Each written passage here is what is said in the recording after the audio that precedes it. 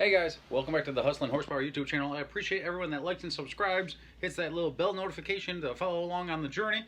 We appreciate it all. So there's been days where I've gotten good deals, there have been days that I've given good deals, but hey, it's all part of the journey. And today someone might be getting a pretty good deal on this this trick flow block that I'm selling. But hey, we go through and we got a couple other things going on today, so make sure watch the whole video. There's multiple projects going on. And at the end you might hear a little bit of noise, so all good news. Looks like we should be able to go testing this week. So guys, once again, thank you everyone that likes and subscribes to the channel. It means a whole lot. And the next couple videos there might be some smoke and some noises and popping and banging and boost. So thank you guys, we appreciate it. And here we go. Guys, it is Monday. Welcome back to the Hustlin' Horsepower channel. This guy right here might be sold, and it's not all bad news. This block I've had for a little while. It is a Trick Flow block, Trick Flow Specialties, aka Sonny's. Trick Flow had them for a while. They sold the molds, and then Sonny's makes them now. But these blocks right here are pretty dang good. I've talked about them in the past in the channel. We run the Trick Flow 365 heads, and a friend, Jeff Lutz, when I was traveling with those guys racing with Mad Max, and they're using these blocks in No Prep King series now, racing big tire, going very fast, making big power with these blocks. So, but I am letting this one go because it's the essentially the oddball one out of my other motors. So we're gonna let this go, and we're gonna turn this into hopefully finishing off those two other motors, so that when we come out with the new car, we have a good solid platform to work off of. Okay, now just like I've said before, and for the people that I guess live under a rock or whatever, parts and stuff like that are some of the hardest things to come by right now, and doing it on a budget makes it even more difficult. So we struggled a little bit, not struggled, but with the main issues that we had with the homegrown Hustler were like some parts failures. Nothing major, but just stupid little things that kept us out of the winner's circle more times than it should have. Just some stupid little parts failures, nothing major. So we're planning on getting that all like sorted with the new car, like making the sacrifices that we got to make so that we can come out here with the best stuff that we can come out with. Now, it's not the best stuff in the world. There's still gonna be some used parts in it and stuff like that, but it's gonna be all the best stuff that we can put together, right?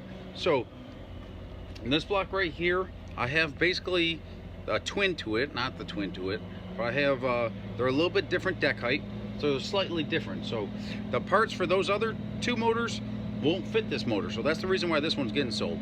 So that's step one of Monday. We're gonna be working on a couple other little things, maybe hopefully testing Turbo John's Mustang this week, and a couple other things that we got going on this week that we'll keep you up to date with. So guys, I greatly appreciate everyone that likes and subscribes to the channel. I'm not exactly sure what we're gonna get into today, but it's always an adventure. That's what this life's about. Hey, you gotta do what you can each and every day to make the most out of it.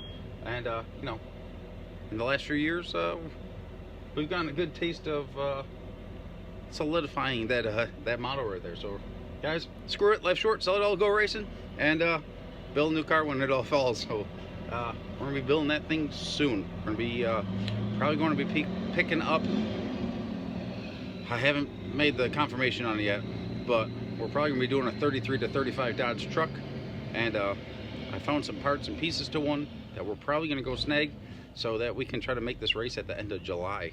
Yep, we gotta put a whole car together in 2 months.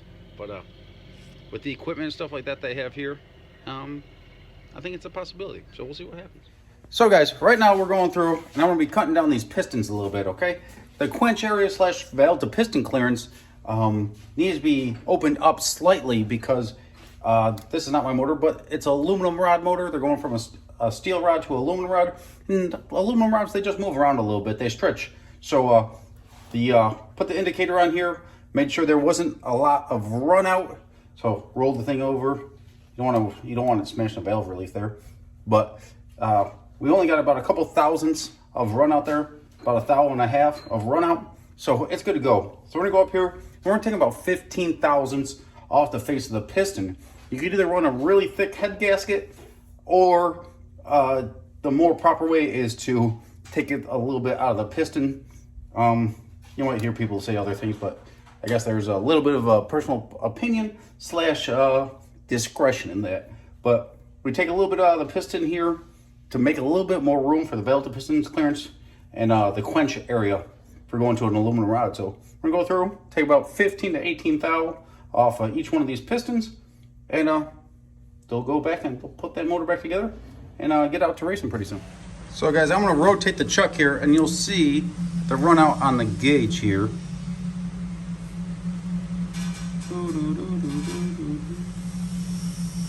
And you could see that it's maybe about a thousandth of an inch. So it's pretty dang good. So we're gonna go through and we're gonna cut this one. We're going to cut it. I'll bottom out the cutter. Set my 0 on the turret, and we'll take about 2 or 3 passes. The first one will be about 5 to 10 each pass, and then the last pass will be about just a couple thou, just make sure it's nice and clean. Then hit it with the rough sandpaper, then hit it with the finer sandpaper, and then buff up the eyebrows. So take off the center of it, then just chamfer this edge a little bit with sandpaper, and then chance to clean up the face, and then the eyebrows we have to do manually once it's taken out of the lathe. Action. All right guys, so I already cut it down, cut about 20 thou. Like I said, like you work through and work out the backlash on there's gonna be a couple thou, probably about 4 or 5 thou backlash depending on how used it is. So I go and face it, basically just touch it out, figure out where the 0 is, and I set this to 0 just so we have a standard point. And then I have, this is I'm working on a little bit of an angle here. So it's not if you turn this 20 thou, doesn't mean this guy's moving 20 thou, it's probably like 15 or 18. So I've been cutting it at about 20 thou and it's taking about 15 out just because of the angle of deflection, I guess you could say, right? Mm-hmm. Just because you're operating, so if you move a mile at 45 degrees, you only went a half mile, right? Away from your kind of lateral movement. Yeah. You know what I'm saying? Yeah. So, yeah. So this is operating at whatever. I don't know where the mark is. It's probably about 10 degrees, 15 degrees. So, I'm cutting at about 20, 22 thou, and it's taking about 15 to 18 off. So, I took the speed down a little bit. The faster you cut it, the smoother the face is. So like that face right there, can you see it? It's pretty smooth. Like you wouldn't see ridges. If we were cutting it at 500 RPM, you'd have a little more ridges in here. But I knocked it down about 755 RPM in this ratio here. And we're gonna sand it up a little bit. Now this isn't recommended, but this is how you do it. But I don't know. There's how would you say it? This is real stuff, not like Facebook stuff. So I do not recommend it, but this is how it goes.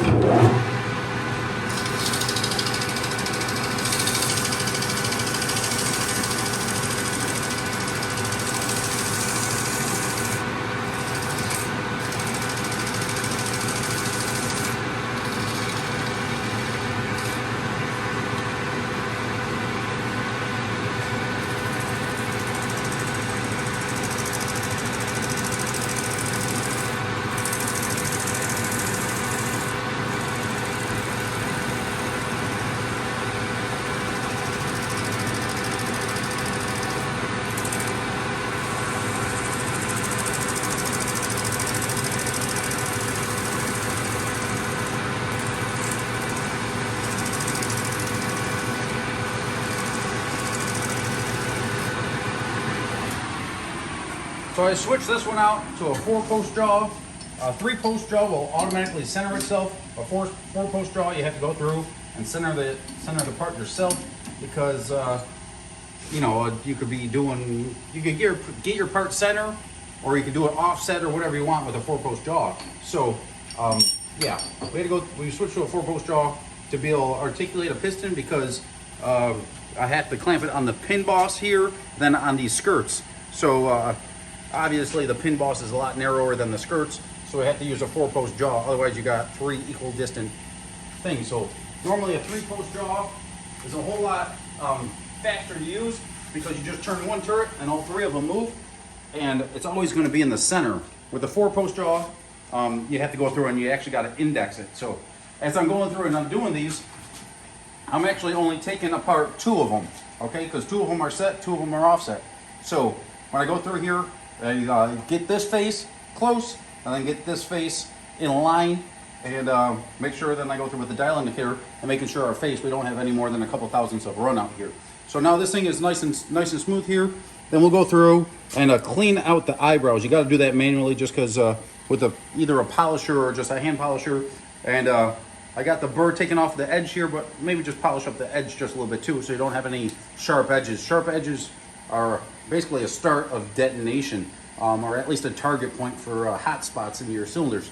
So that's done there. And then this is Caden. This is Boost is my friend, the one and only Sammy. He's over there.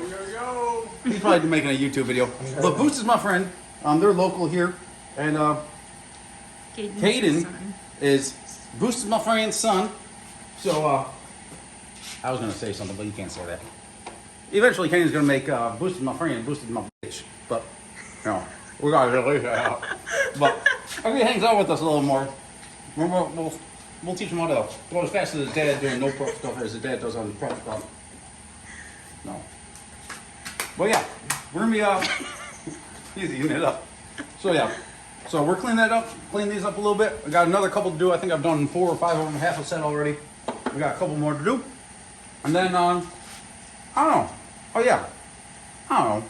What was I telling you earlier? I basically walked you through everything I taught him. And then I had Maddy come in here with the phone to kind of teach you guys, so. Back to work.